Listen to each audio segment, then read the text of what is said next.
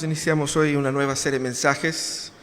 Vamos a conversar un poco sobre la creación, vamos a conversar un poco sobre el hábitat humano, ese planeta donde nosotros vivimos, el lugar donde Dios nos ha puesto.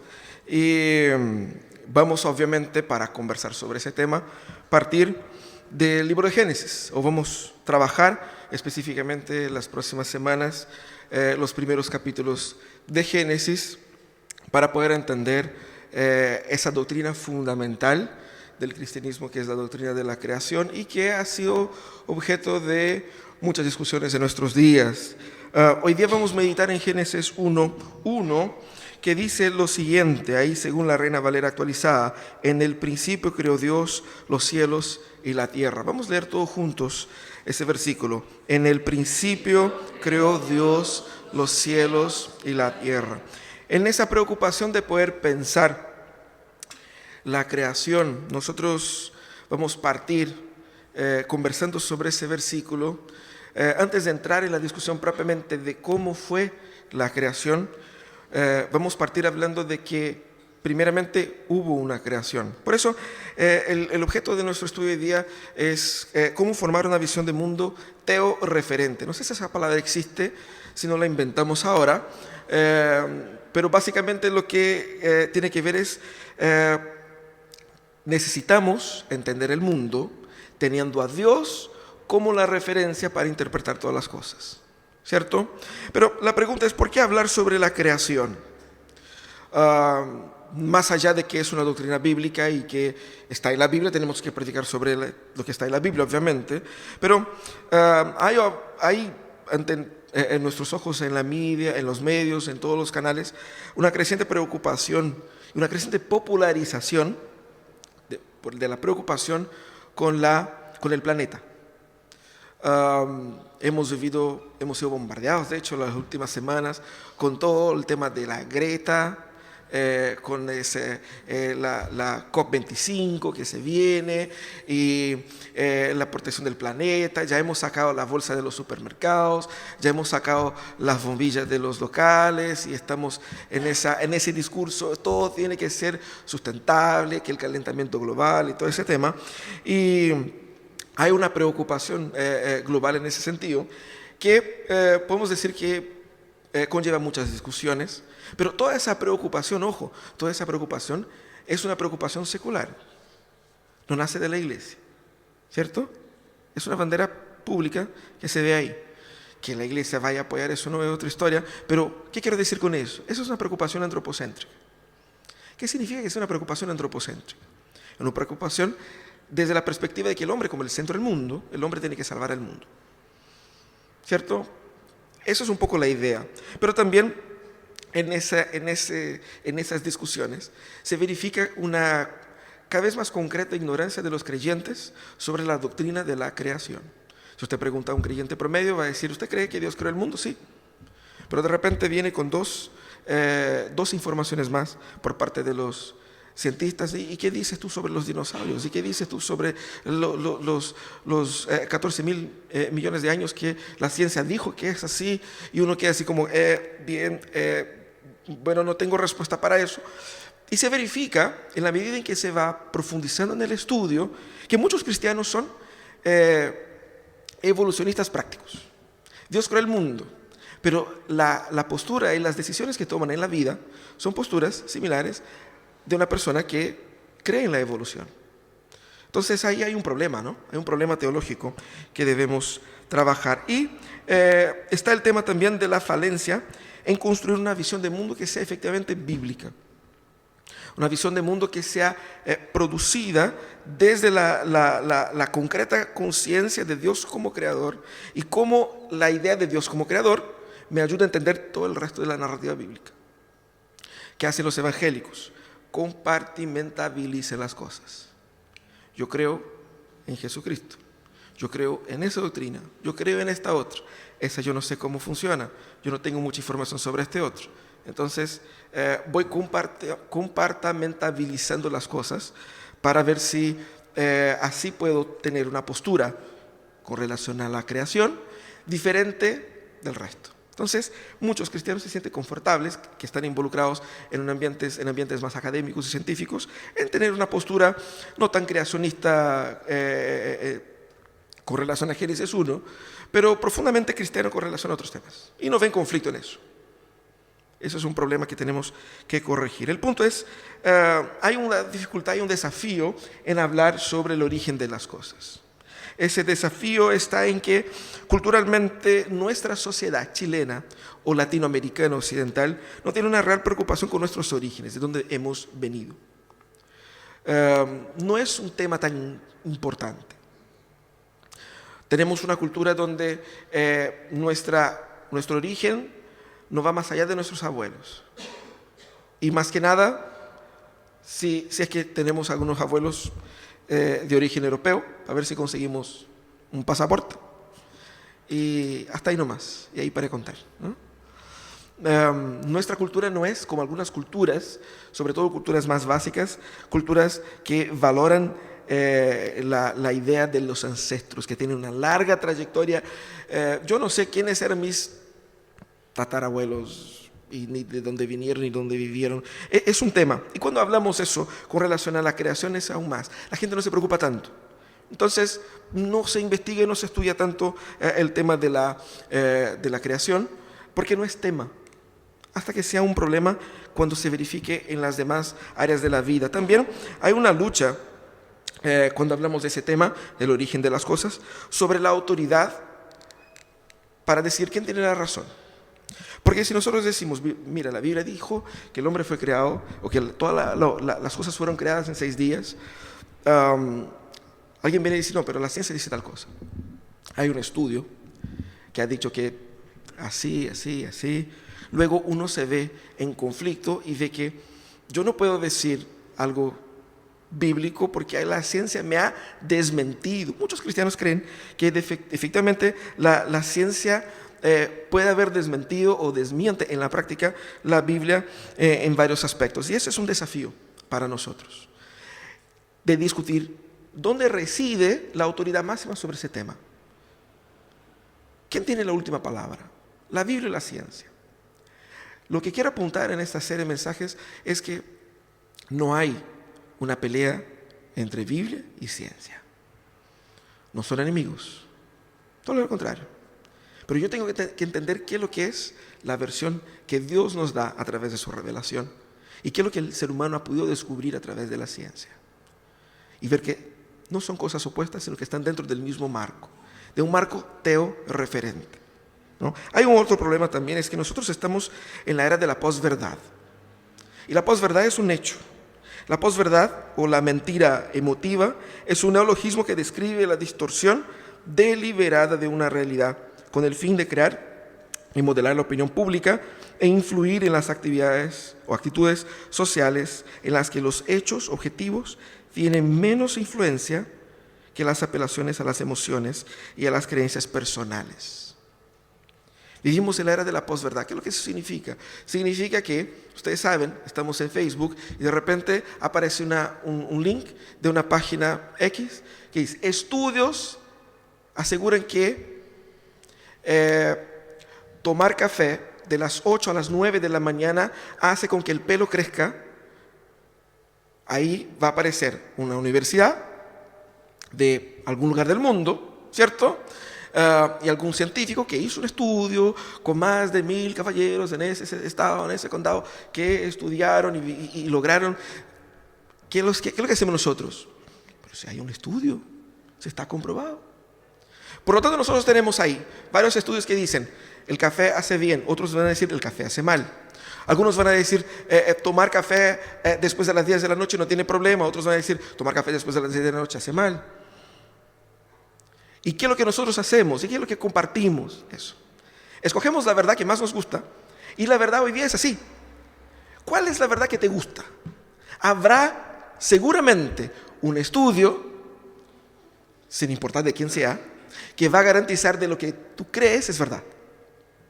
Estudios esos hechos para convergir en un interés que muchas veces no es un interés real. Yo incluso ayer veía un de estos memes inevitable.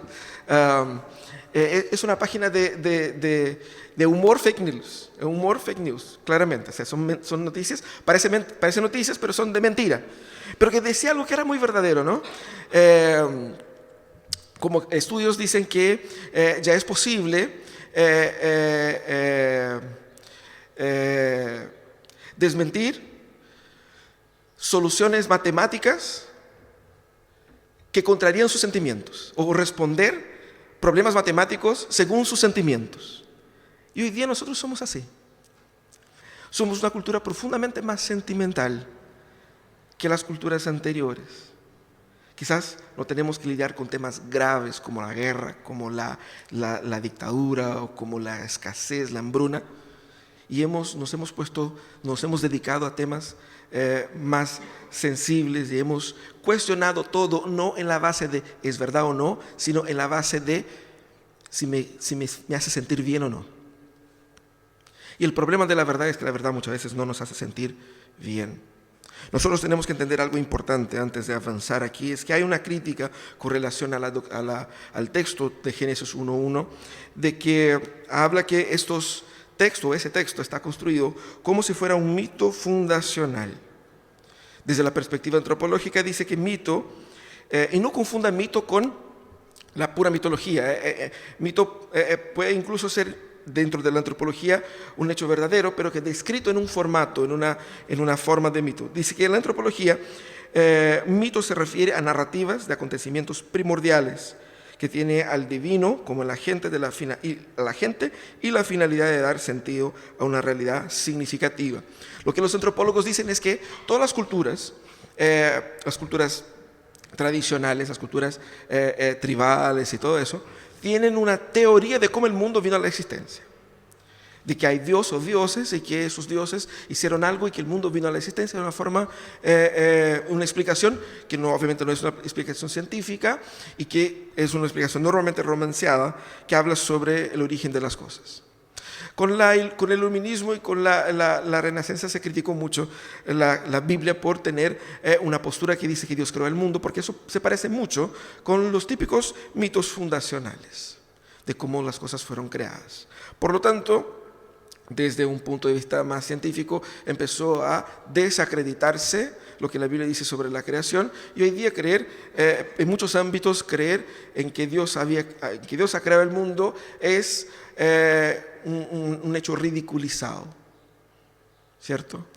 El punto es, si nosotros somos coherentes, cuando interpretamos la narrativa científica de nuestros días, descubrimos que la ciencia no es más que una otra religión de nuestra cultura. No la ciencia en sí, sino que cómo la gente ha tratado la ciencia.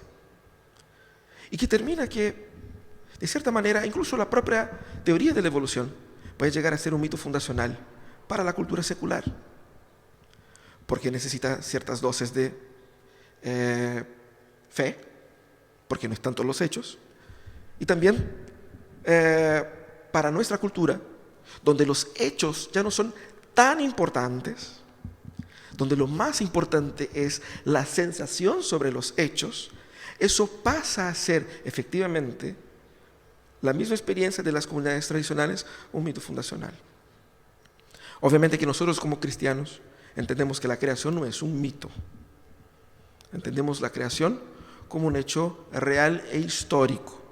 También debemos entender cómo fue descrito, narrado la creación en el libro de Génesis, porque el libro de Génesis no es un libro, no tiene el propósito de ser un libro científico, ¿cierto?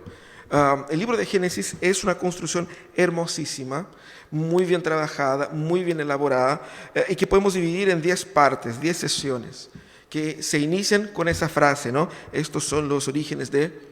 Entonces, Génesis 2.4 inicia así. Estos son los orígenes del hombre. Y ahí habla sobre el ser humano. Después habla sobre otros personajes de la narrativa bíblica de Génesis. Pero el texto de Génesis 1.1 hasta 2.3 está funcionando como una especie de prólogo. Es una parte del texto bíblico que como que prepara el lector para lo que el libro propiamente tal va a tratar. ¿cierto? Por eso que mucha gente dice, parece que se repite, porque hay creación en el capítulo 1, pero también hay creación en el capítulo 2. ¿Por qué eso? Esa es una explicación. El punto es que el texto bíblico de Génesis es una construcción literariamente, artísticamente trabajada. Y nosotros vamos a conversar un poco sobre eso a lo largo de las semanas, pero eso dice que la intención del autor era no solamente simplemente informar desde un punto de vista científico, pero era también de formar desde un punto de vista teológico, utilizando todo el arte literario posible de su cultura. Y más, la forma como el autor describe la creación era la forma como la gente de la época en que el libro fue producido entendía esos tipos de relatos. Por lo tanto, si la narrativa de Génesis 1 se parece con la narrativa de otros pueblos del antaño sobre cómo las cosas fueron creadas, no es por un tema de que por eso es mentira o es verdad, sino que esa es la forma como se utilizaba la narrativa literaria de la época. Y de ahí se explica un poco las similitudes, ¿no? Y nosotros tenemos que entender que Génesis 1 es una construcción muy bien elaborada. Por lo tanto, vamos a leer de nuevo el versículo que nos toca todos juntos. En el principio creó Dios los cielos y la tierra. Parece un versículo muy reducido y lo tenemos de memoria, pero ¿qué significa a la luz de ese versículo tener una visión teorreferente del mundo? Ese versículo tiene partes muy obvias, muy evidentes. Tenemos ahí la figura de Dios, tenemos la acción de Dios que es la creación, tenemos el contexto en el principio y tenemos el objeto de la creación de Dios que es el cielo y la tierra. ¿Qué significa entonces a la luz de estos elementos tener una visión teorreferente del mundo? Significa primeramente tener a Dios como la causa última de toda la realidad y de todas las cosas.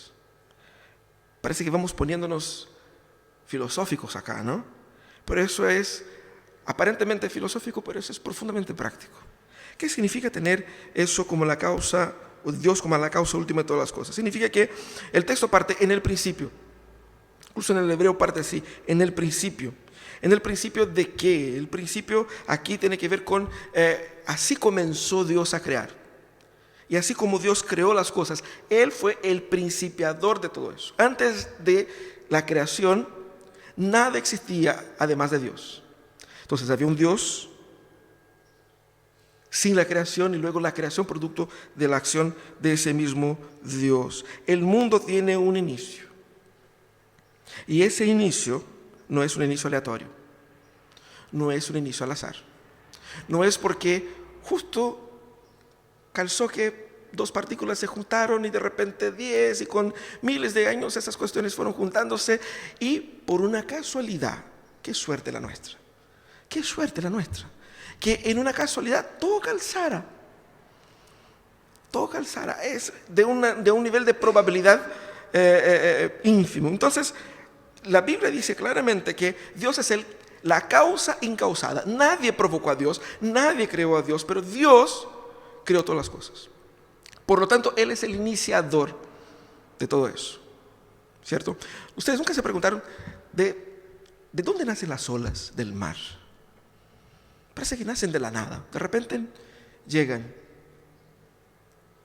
y de una forma bastante abstracta vemos que Dios es el causador de todo el movimiento, como en el ejemplo de las olas del mar o los flujos del viento.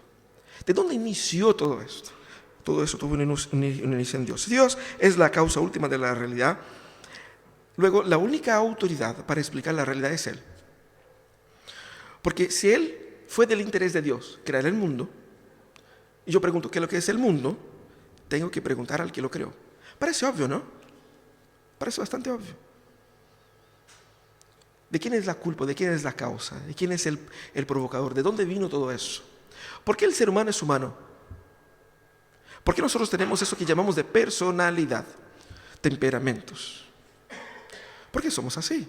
¿Por qué somos seres relacionales? ¿De dónde salió esto? No es casualidad, es intencionalidad. Lo que queremos decir es que tenemos que entender que el mundo fue intencionalmente hecho. Si el mundo fue hecho intencionalmente, significa que el mundo tiene un propósito. Si el mundo tiene un propósito, tu vida tiene un propósito. Por lo tanto, vale la pena por la cual vivir. Vale la pena por la que vivir. Yo tengo sentido. Hay una razón para despertar el lunes por la mañana y salir a trabajar.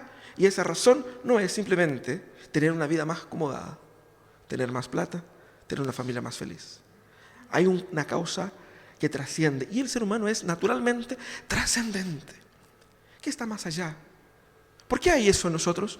Porque fuimos creados así. Dios es la causa última de la realidad, luego la única autoridad también para ordenar la realidad. Es decir, no solamente Dios es la única causa el único que puede explicar cómo el mundo realmente funciona, sino que Dios es el único que, al fin y al cabo, puede controlar el mundo. ¿Qué significa eso? Toda esa discusión sobre el ser humano como el gran villano de la destrucción de la naturaleza tiene un problema. Porque sí tenemos nuestra cuota de culpa y eso es inevitable. Pero nosotros pensamos en un mundo descontrolado, en un mundo sin dueño, donde los dueños somos nosotros y lo hemos echado a perder. Y luego vamos todos a morir. Pero no es eso que dice la Biblia. Hay un creador, y un creador que no creó el mundo y lo dejó suelto ahí. Como Richard Dawkins puede tergiversar ahí la idea de un relojero ciego que hizo con que todo calzara sin saber cómo. Y ahora no tiene cómo arreglarlo. Si Dios es el creador y la causa última de todas las cosas, Dios es también la única autoridad para ordenar el mundo como está. La pregunta no es si el ser humano va a destruir el mundo o no. La pregunta es, si no hay Dios, ¿por qué el mundo no se ha destruido todavía? ¿Ustedes creen que la hambruna existe solamente ahora? De hecho, el mundo nunca fue tan bien alimentado como ahora. Nosotros vemos en el texto bíblico, allá en Génesis, donde Dios reveló a José que iba a venir 7 años de escasez y 7 años de abundancia. ¿Por qué el mundo no se ha destruido después de tantas batallas, después de tantas luchas? La única explicación para eso es que el mundo está en las manos de Dios. Dios es el controlador. Eso significa tener a Dios como la causa última. Dios, por lo tanto, a la luz de ese punto, es la raíz de toda ciencia. Porque ¿qué es lo que es la ciencia? Es la investigación de cómo el mundo funciona. ¿Cómo el mundo funciona? Preguntemos al Creador. También, tener una visión de mundo teorreferente significa reconocer en Dios el más elevado poder, sabiduría, grandeza y soberanía. Hay un poco el problema de no rendir a Dios la autoría de la creación, porque el rendirle a Dios la autoría de la creación, estamos rindiendo a Dios también la alabanza por haber creado algo tan fascinante. Porque podemos decir que la creación es maravillosa. Y a quien dediquemos el origen, dediquemos el honor de haberlo creado. Es así. Todos quieren ser padres de hijos bonitos, ¿sí o no? Sí. ¿Por qué? Porque a uno le llega la alabanza. Qué bueno, qué hermoso, qué fantástico. Ahí reside el problema en el corazón humano. El problema con la creación tiene que ver con un aspecto religioso. Si yo dedico a Dios el crédito de haber creado el mundo, ¿qué es lo que yo estoy diciendo? Tengo que dedicar a Dios la alabanza porque el mundo que Él creó es bacán. Ese es el punto. Entonces, tener una visión teorreferente de la realidad significa que, como dice el texto, Dios creó. Y la palabra crear aquí es la palabra que se puede traducir como creó desde la nada. Como dicen los teólogos ahí en latín, ex nihilo, de la nada. Es decir, con ninguna materia preexistente. Porque nosotros creamos cosas, ¿no? Creamos músicas, ideas, películas y todo eso. Pero creamos obviamente con material preexistente. Lo que hacemos es reajustar lo que ya hay y producir algo que no había antes, pero que la materia, la base ya está, ¿cierto? Pero Dios no. Sin tener nada, Dios inventa la materia. Dios inventa el tiempo, Dios inventa la historia. Eso es lo que el texto se está diciendo. Dios creó, esa palabra, ese verbo crear aquí, se utiliza únicamente para Dios. Porque nadie tiene el poder de crear como Dios crea. Entonces estamos diciendo que Dios es el creador que creó eso desde la nada. Eso significa también que Dios pudo crear, es decir, Dios fue capaz. Él tenía en Él mismo toda la capacidad, la inteligencia y el poder para crear. Porque usted puede querer muchas cosas. Yo también quisiera crear algo de la nada, pero de ahí hasta que yo pueda es otra historia. Pero Dios, según el texto, Dios era capaz de crear, por eso lo creó. Luego yo tengo que reconocer el poder de Dios. El poder que es tan absoluto, pero tan absoluto, que no hay palabras en nuestra realidad para describir la inmensidad de ese poder, porque el poder de Dios trascende nuestra realidad.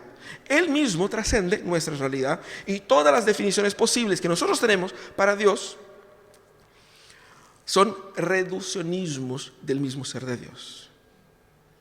Es un tema complicadísimo, ¿no? Tenemos que reconocer que Dios tiene el absoluto poder para crear, por eso lo creó. Dios lo creó con la máxima creatividad. Porque si nosotros pensamos así, ¿cómo crearía yo el universo? ¿Qué creatividad Dios tuvo para crear ciertos tipos de animales, ciertos tipos de flores, ciertos tipos de cosas que no tienen mayor relevancia en una causa global? ¿Por qué la rosa tenía que ser tan hermosa? ¿Por qué no fueron todos del mismo color?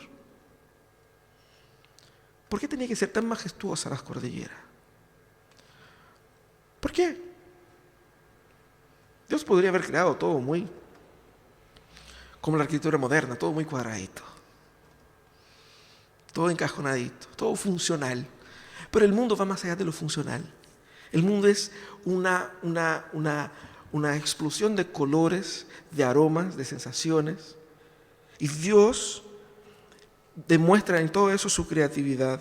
Dios demuestra también toda su autoridad para crear, porque Él no solamente lo creó con su poder, pero Él tenía el derecho de hacerlo. Él tenía la autoridad para hacerlo, porque Él era el que mandaba. Por lo tanto, de eso está hablando el texto. Dios quiso también crear. No solamente creó porque Él fue obligado a hacer, pero Él fue movido por su propia voluntad. Dios creó desde su propia voluntad. La voluntad de Dios produjo en Él ese acto maravilloso de la creación. Dios no necesitaba crear porque estaba solito allá en el cielo y necesitaba compañía. Dios no necesitaba crear, así como Dios todavía no necesita de la creación, así como Dios no me necesita, Dios no te necesita, Dios no nos necesita, Dios simplemente nos quiere. Es de su interés, no de su necesidad. Por eso Dios crea el mundo, en el sentido de que Él es soberano sobre el mundo que Él creó, porque el mundo que Él creó bajo su propio interés. Y qué fantástico es eso. Porque Dios libremente decidió crearme a mí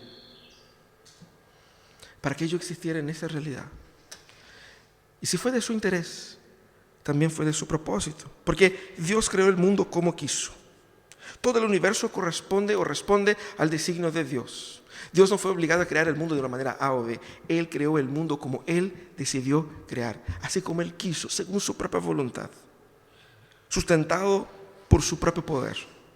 Y Dios, por lo tanto, es el motivo de toda alabanza, de toda alabanza. Todo ese tema de la creación, todo el tema del origen del universo, todo el tema de nuestros orígenes, termina en ese punto. ¿A quién va la alabanza por haber creado el mundo? Si yo no quiero dar la alabanza a Dios, yo tengo que poner otra cosa como la causa. Y si yo pongo una causa impersonal, la transfiero, la alabanza, para la persona que esté más cercana a la causa. ¿Quién es? Yo. Si no hay otra persona en el universo, solamente el ser humano, luego el ser humano termina indirectamente recibiendo toda la alabanza por lo creado. No por haberlo creado, sino que por haber existido en esa cosa tan maravillosa. Fíjese cómo es también religión. Por lo tanto, yo tener una visión del mundo teocentrada, teorreferente, significa reconocer en Dios el más elevado poder, sabiduría, grandeza y soberanía. Él manda, porque Él creó todas las cosas. Pero también significa reconocer o entender que la relación de Dios con ese mundo es personal, trascendental, inmanente y verdadera. El texto utiliza la expresión aquí, Elohim creó todas las cosas. Dios, Él mismo, creó todas las cosas. Es decir, que todas las cosas son necesariamente relativas a Dios. ¿Qué significa que sean relativas a Dios? Tomemos por un ejemplo, ¿cómo decimos que alguien es alto o bajo? ¿Qué es lo que significa alguien bajo? Dame un número, 1,50 m. De 1,50 m para abajo sería muy bajo. De 1,50 a 1,60 sería el promedio bajo chileno, ¿cierto? Para el chileno, ¿qué es lo que es una persona alta? Por encima de 1,70, ¿sí o no? De 1,70 para arriba, de 1,80 para arriba, ¿cierto? Sería una persona alta. Pero si nosotros vamos a los países nórdicos, ¿qué es lo que es bajo y qué es lo que es alto allá en los países nórdicos? Si una persona promedia tiene más de 1,80, un hombre promedio tiene más de 1,80. Nosotros seríamos enanos, ¿no? Estaríamos por debajo del nivel. Estamos hablando de que para medir las cosas y para entender las cosas utilizamos una referencia.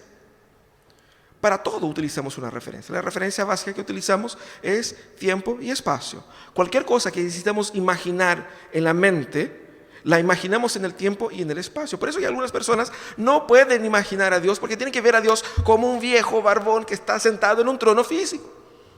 Y decimos, pero es que Dios es espíritu, no tiene cuerpo. Pero ¿qué es lo que voy a ver del cielo? Porque yo no puedo imaginar una realidad que no sea físico-temporal. Nosotros tenemos nuestros límites, ese es uno de ellos.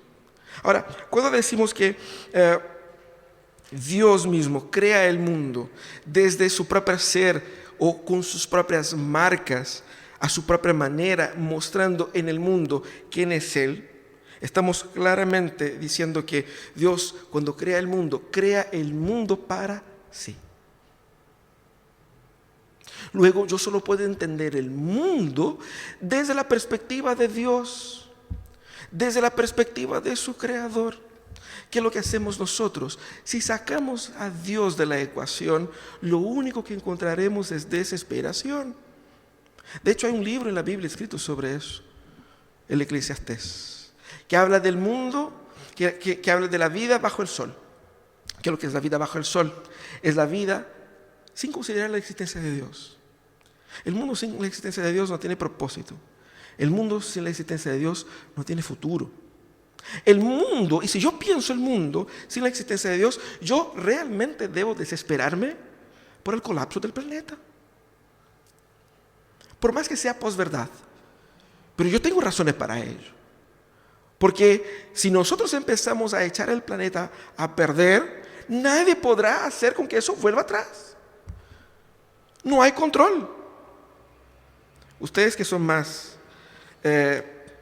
viejitos, nosotros, ¿no? Que vivimos ahí los años 90, 80, 90, seguramente se acuerdan de una película con Leslie Nielsen, una película de comedia, donde en inglés se llama Airplane, en castellano Aterriza si puedas, o ¿cómo se llama?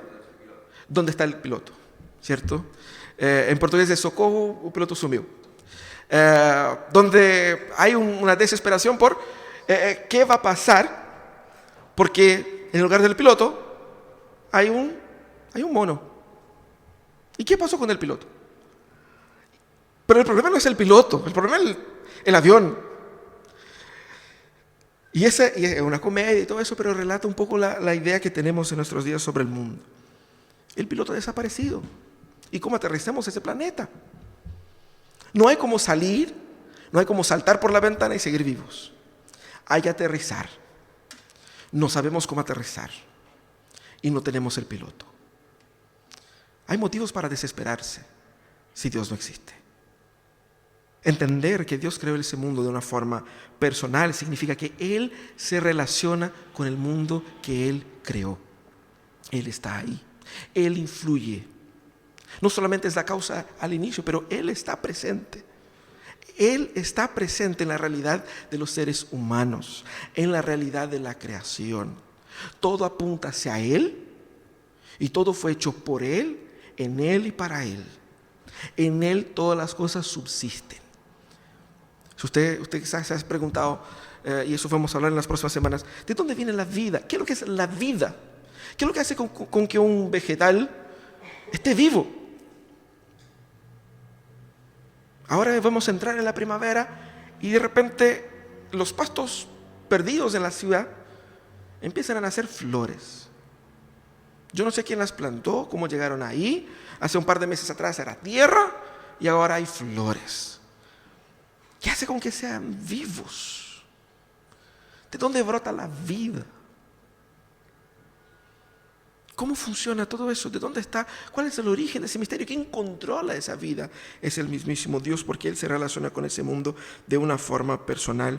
Él crea el mundo desde su propia naturaleza, y su propia naturaleza es la de un Dios personal. Por ser un Dios personal, incluye una relación ética con su creación y sus criaturas. Por ser un Dios trascendental, significa que Dios es necesariamente más grande que nosotros, por lo tanto un Dios digno de buscar y de adorar, pero también es un Dios inmanente, es decir, que desde su grandeza Él desciende y viene hacia nosotros. Y más, significa que Dios es la verdad última, es verdadero, no solamente por una abstracción de la mente, porque podemos experimentarlo, podemos relacionarnos con Él.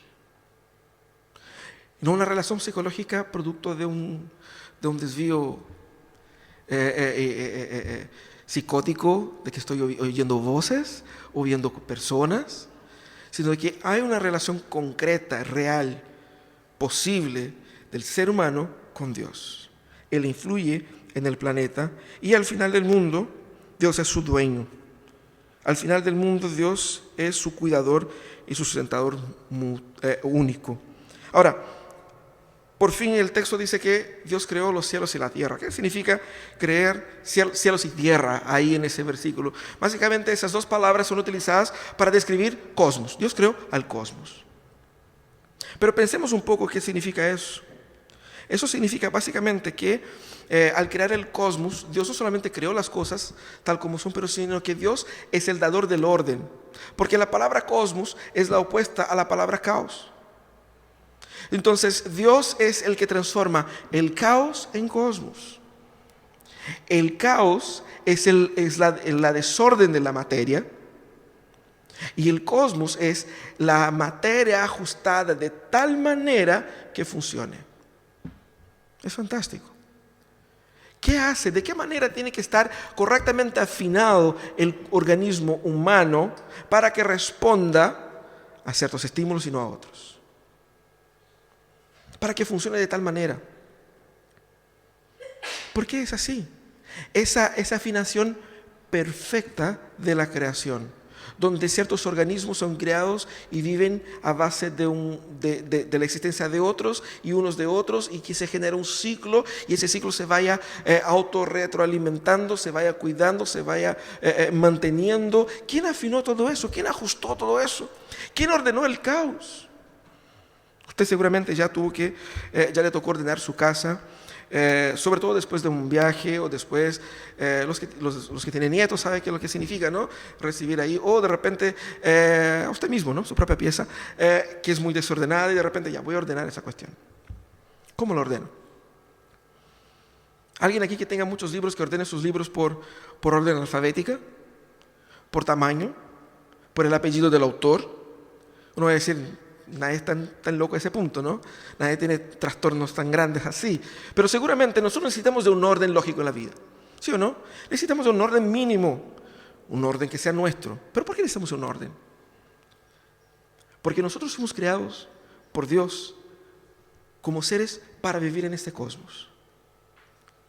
Ese orden refleja el orden del mismo Dios, la belleza del ordenamiento mental de Dios. Y Él ha imprimido eso en la creación y nosotros somos parte de esa creación. Por lo tanto, entender que Dios es el autor del cosmos significa que Él es el equilibrio perfecto para el funcionamiento de la creación. Estamos hablando del desequilibrio en gastar de más y consumir de más las fuentes del planeta y que vamos a echar a perder el planeta. Pero la pregunta es, ¿quién ordenó el planeta en un primer momento? Dios no solamente ordenó en un primer momento, sino que Él sigue ordenándolo. Porque en nuestra arrogancia no podemos ver la continua acción de Dios. Dios es el mantenedor de la afinación. Ustedes saben, cuando nosotros afinamos una guitarra, si de repente pasan algunas horas, o mucho frío, o mucho calor, sin hacer nada, ella desafina. Rebelde. Y hay que volver a afinarla. La afinación es un trabajo constante de Dios de mantener el mundo funcionando. Porque Dios tiene un propósito para el mundo. De eso estamos hablando. Ahora, ¿cómo viviremos nosotros? Tenemos que entender que Dios es el dueño del mundo, lo cuida, lo protege porque Él tiene un propósito, el propósito de ser alabado por la creación que Él generó. ¿Cómo viviremos? Primero debemos conocer a Dios y reconocer a Dios como la clave para entender la realidad. Conocer a Dios es la clave para conocer a la realidad. ¿Cómo funciona el mundo? Yo necesito conocer a Dios, porque el mundo fue creado por Él. Yo necesito también entender que todo lo creado revela lo maravilloso que es Dios. Al sacar a Dios de la ecuación, a decir que el mundo es producto de una casualidad, toda la alabanza se concentra en el ser humano. De eso se trata. ¿Quién recibirá la alabanza? Por lo tanto, en vez de adueñarnos de la alabanza que es dirigida solamente a Dios, debemos reconocer a Dios en su gloria y en su majestad. También debemos entender que Dios mismo hizo todo eso desde su propia voluntad. Si Él hizo desde su propia voluntad, significa que nosotros podemos estar seguros de que Dios controla este mundo. Podemos estar seguros de que este mundo tiene una lógica. Y la lógica no la hemos decidido nosotros. Piensa en su propia vida. Piensa en sus problemas, en sus crisis personales, en su propio matrimonio. A veces nosotros nos desesperamos porque sentimos que no podemos controlar las circunstancias. No podemos controlar las cobranzas, no podemos controlar las deudas, no podemos controlar nuestro jefe, no podemos encontrar lo que quisiéramos, no podemos hacer lo que quisiéramos, no podemos controlar la enfermedad, el avance, el retroceso. Esa sensación de perder el control para el ser humano es desesperador. Lo que el texto bíblico nos enseña es: nunca tuviste el control. Nunca lo tuviste. Luego, lo mejor que puedes hacer es reconocer quién efectivamente tiene todo el control. Y lo maravilloso es que quien tiene todo el control no solamente es bien intencionado, no solamente es poderoso, no solamente quiere salvar al mundo, como lo hace. Dios mismo hizo todo eso desde su propia voluntad. Y Dios es el autor mismísimo del cosmos. Es el autor del orden. Y si Dios es el autor del orden del universo, Dios también es el autor del orden en su vida. Del desorden mental, emocional, espiritual, financiero, social, que es tu vida y tu familia. Ve cómo el entender a Dios como el creador de todas las cosas me afecta a mí, afecta. No solamente para tener una respuesta en un debate en Facebook con relación a creación, evolución, ciencia y Biblia, sino que me afecta a mí porque eso afecta la esperanza que yo tengo para mi familia. Eso afecta la manera como yo leo las noticias. Eso afecta la forma como yo me relaciono con mis luchas y mis problemas. Porque si el creador mío, el creador de mi ser, de mi organismo, lo hizo con intencionalidad, con creatividad, con voluntad propia, y Él es el controlador último de todas las cosas, lo que yo debo hacer es rendirle el control. No lo controlo yo, Él controla. Rendirle el control de mi vida, literalmente, no teóricamente, no en una alabanza, no simplemente levantando la mano en una oración, pero rendirle el control práctico de mi existencia. Porque así no tengo que temer el futuro. Luego tengo que rendirle también la alabanza. por lo buen creador, gestor, cuidador, protector que es Dios. Reconocer que todo lo hermoso viene de Él. No es porque seamos bacanes, no porque hemos trabajado mucho, no porque nos hemos esforzado, no porque hemos tenido pitutos o privilegios, no es porque es Dios. A nosotros nos encanta robarle la alabanza a Dios. Pero si yo no hubiera trabajado tanto, si no me hubiera esforzado, me saqué la mugre para sacar esto. Yo pongo comida en la casa. Yo pongo comida en la casa. Esa es una de las frases más absurdas que el ser humano puede decir. ¿Quién controla la cadena alimenticia del mundo? Yo no soy capaz de hacer con que la maíz crezca. Yo puedo plantar, yo puedo regar. ¿Pero quién hace crecer esa cuestión? No soy yo. Entonces yo no pongo comida en la casa. Así de simple. Si Dios es el creador, a Él se debe toda la gloria. Vamos a conversar más sobre eso las próximas semanas, pero vamos a orar, vamos a pedir que Dios nos ayude a entender ese lugar donde Él nos puso para vivir, y vamos a pedir que Dios nos ayude a, más que cuidar el planeta, entendamos, nosotros no somos los salvadores del planeta, no lo inventamos y tampoco lo vamos a salvar. Hay un solo Dios, Señor y sustentador de todas las cosas. En Él confiamos y el planeta descansa seguro en Él. Vamos a orar. Señor amado.